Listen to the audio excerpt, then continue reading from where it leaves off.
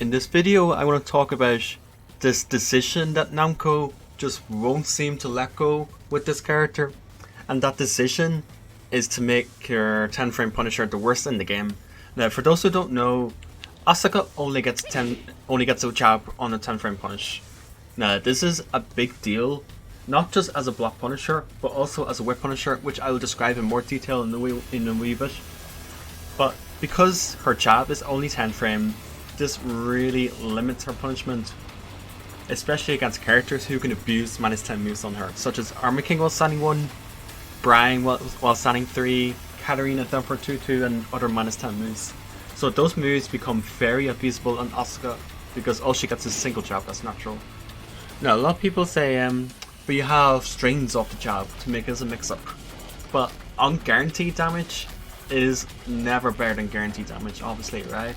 Because I had strong players take my 10 frame punish and block my low afterwards and punish me for more than I would have gotten if I actually landed the thing, right? So because my jab is only 8 damage and they block the 3 afterwards, they end up doing more damage than I did to them.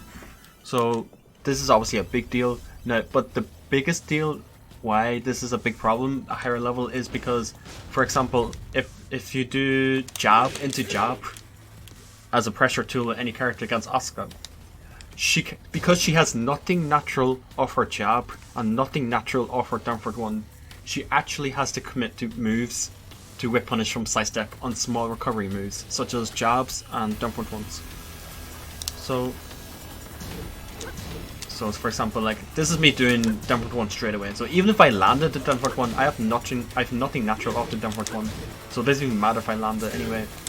And her slower moves like 3-1 or down back 1-2 at 14 frame is unable to punish the jab from sidestep. So she has to commit to moves like sidestep 2. No, when I say commit, I know it's safe on block, but she does surrender her turn on block. It is safe, it's really strong, it's a bullshit move, you know, but it's a whole thing, that's a whole nother video. But it is -9 in block, she does give up her turn. And she has to commit, if she wants to punish a jab from a sidestep, she has to commit to it. She can't do 2-3 from sidestep, which is her 12 frame. She can't do this because she has to do sidestep 2. Because she has sidestep 2 as a move, so she's unable to do 2-3.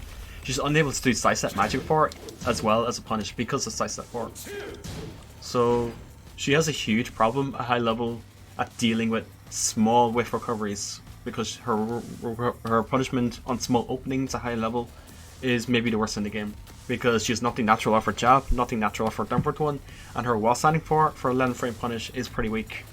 It's good frames, but the damage is pretty weak, and she doesn't really have a lot of scary options anyway at range 2 when it pushes them back on block, or pushes them back on hit.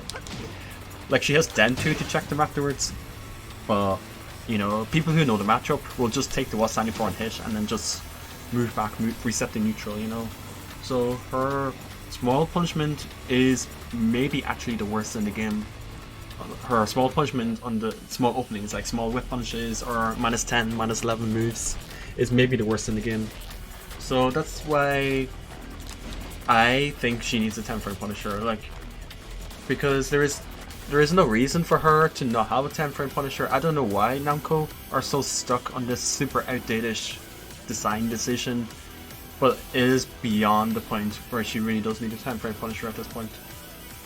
Because like I demonstrated, the sidestep, jab sidestep, you're unable to punish with something like 1-1-2 from Kasumi or downward 1-2, you know, something natural. Like most characters are able to sidestep 1-2 as a quick whip punisher on a jab, on a sidestep for example, and there's no big problem on having to commit to a sidestep move to punish a whip jab. So like a sidestep 2 or sidestep 3-1, because sidestep 3-1, like immediately, no delay, might be able to punish it.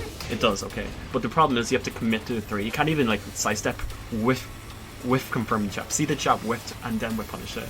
So you have to actually commit to a move straight away. And this is a big problem because when you sidestep and you press the button afterwards, not many people know this. I only learned this like a couple of years into Tag 2, and it's actually so crucial. When you sidestep and you press the button, you actually enlarge your hurt box. So stuff is actually more likely to clip you as you sidestep. And another thing is, because you are committing to a move from a sidestep, you're prone to being counter hit. So they might mash something else other than jab. It could be a natural string on counter, and it could hit you out of your sidestep, and you end up eating more damage than normal, right? So unlike characters with natural stuff off their jabs, they could sidestep a jab, see the whiff. Now this is an important bit. See the whiff, then confirm, then do the punish. Asuka is unable to do this, as she needs to commit to a sidestep button, which can be extremely risky.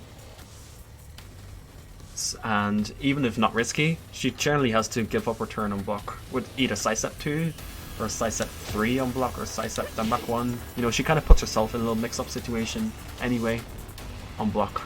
Whatever move, sidestep 2, sidestep then back 1, sidestep 3. So I would propose giving her 10 frame punish. Maybe it can be 1-3. So 1-3 is 18 damage, right? Even if this was a natural combo, I don't think it would be obscenely good as a 10 frame punch, because it's 0 on hits, it's 18 damage. A lot of characters have similar damage, but they're like +8 or +5, +8, you know, it depends on the character. And some characters even have knockdowns for 10 frame, or some characters even have launchers, for example like Gisa Kuma, but that is 2D, that's a different story. But generally most characters get like 18 to 22 damage, and then a good bit of frames to go with it. Well, Asuka jab 8 damage is +9 on block, +9 on hit, sorry. But her mix-ups, like the way the character is designed, she's not going to take like a lot of advantage. If you're just stand blocking against her, there's not a whole lot she can really do to you. So obviously guaranteed damage off of something natural off a jab will always be welcomed. Now this is very noticeable when I play against like the top. I've traveled all over the world, you know, I play a lot of people with this character, and the biggest thing I can see is I am just unable to punish the smaller things. The high levels mistakes are smaller, so I am just unable to punish them hard in certain situations because this character does not have a proper 10 frame or nothing natural of her jabs or her downward one, and it is a big deal. It is a big deal, like I said, when mistakes are smaller and openings are not as common. Like her punishment for 12 frame is good, you know, this is viable, this is good, you know, you get 12 frame often, but stuff like 14 frame, you know, you're not going to get many -14 punishments in general on block. Whiff you can. So Asuka has really good bigger punishment options, bigger punishment openings, but her small punishment is maybe the worst in the game. And this is why I think at this stage of the game she really needs a better 10 frame punisher.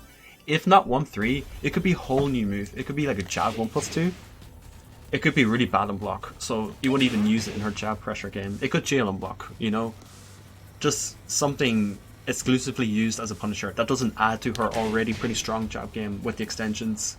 So 1+2 could be a good alternative. 1+3, whatever. I don't know what the animation would look like. Doesn't really matter. So it could be like 18, 22 damage, like I said. It could be a good bit of chunk frames on hit, and I think that'll help her a lot because she is supposed to be like a pretty like a character that relies on you messing up, like you messing up in your counter hits, mistiming your approach, or overextend into your pressure, or she's a character that punishes you heavily on block or on whiff as well with 4-2, then for 2, and her later punishment like while standing 2-1 is pretty good for 13, while standing 1-4 is pretty good for 14 frame. And her 2-3 is good, then back 1-2 at 14 is good. It's just her 10 frame is shit, her 11 frame while standing is shit, and those two I think are what really matters the most. The early punishment is always the most important with any character in this game. So I think that's all I can say on the topic really. I hope Namco listens, maybe, like I wouldn't mind if they nerfed some of her tools. They could nerf back 3, they could nerf sidestep 2, I don't mind. This stuff, like they keep giving her dumb stuff like power crush wall bounce, they keep giving her safer moves on safer frames on toxic moves, but like that kind of stuff doesn't really help her at the top level. Like it makes her more annoying to fight, it makes her more toxic at mid level, low level, whatever. High level, this kind of shit matters more. So that's my thoughts on the topic. Maybe you agree, maybe you disagree, I don't know. Me, as an Asuka player who has traveled the world and played the world's best with this character, I definitely see this over and over again. And thanks for listening.